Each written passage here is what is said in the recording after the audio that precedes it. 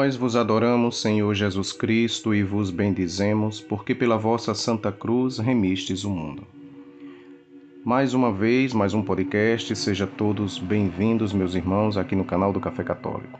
Tenhamos os olhos fixos no Senhor, neste tempo da Quaresma. Então, é uma conclusão, este podcast é uma conclusão daquela leitura que estamos fazendo versículo por versículo da sexta-feira depois das cinzas. Isaías capítulo 58, versículo de 1 a 9.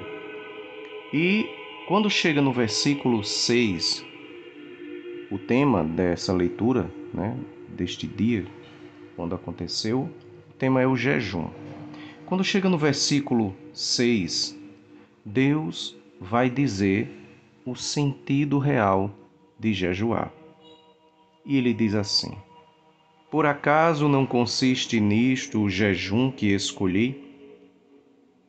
Em romper os grilhões da iniquidade, em soltar as ataduras do jugo e pôr em liberdade os oprimidos e despedaçar todo o jugo.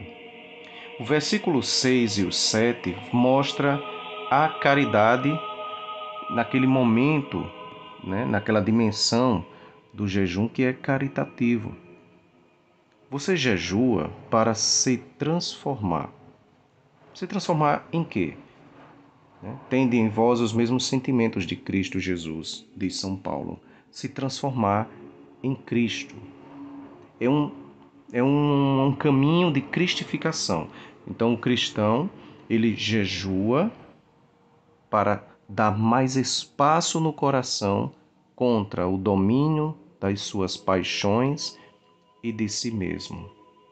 Só que isso, todas as práticas religiosas, católicas, elas têm em vista também não só a Deus, a nós, mas também a dimensão do irmão. E aqui o jejum, a palavra de Deus mostra que jejuar também tem a ver com os irmãos. Então é uma dimensão de caridade. E Deus diz: não consiste em repartires o teu pão com o faminto, em recolheres em tua casa os pobres desabrigados, em vestires aquele que vês nu. Então é interessante que é a mesma coisa daquilo que aparece no Evangelho, quando Jesus fala do faminto: eu tive fome e tu me destes de comer. Eu era forasteiro e tu me abrigaste. Eu estava nu e tu me vestistes. Veja que é uma ligação muito forte com o Evangelho, daquele do último julgamento do pastor de Israel. Então é a dimensão do jejum que mostra a caridade ao irmão. E no versículo 8 diz assim: então, se fizeres isto, a tua luz romperá como a aurora.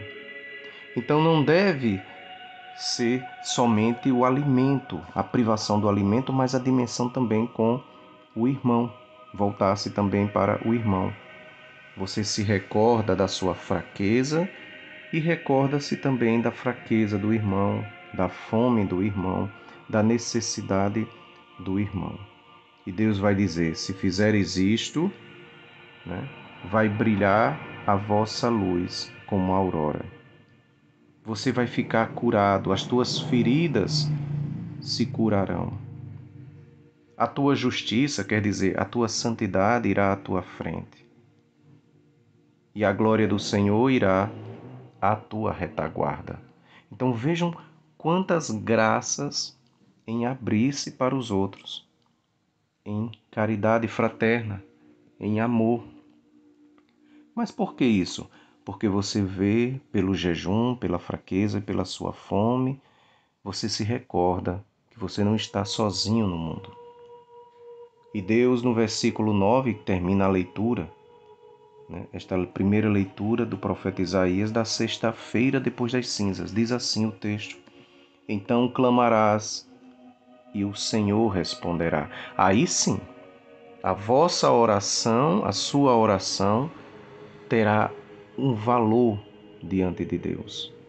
Não será, né, porque lembrem, o Senhor no início dessa leitura vai dizer: eu vou dizer a razão, porque eu não escuto o vosso jejum.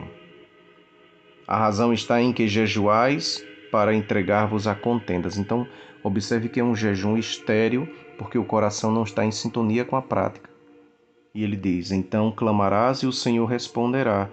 Clamarás por socorro e ele dirá: eis-me aqui. Então, assim que você faz a sua oração, o Senhor vai escutar, vai ver o seu jejum, a sua disposição, porque você não está fechado em si mesmo, mas aberto para os irmãos. Então, esta é uma dimensão também do jejum. Jejuar para abrir-se para os irmãos.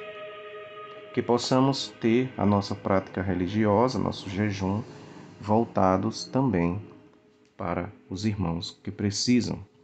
Porque se nós precisamos de Deus, os nossos irmãos também precisam de Deus e precisam de nós. Louvado seja nosso Senhor Jesus Cristo, que para sempre seja louvado.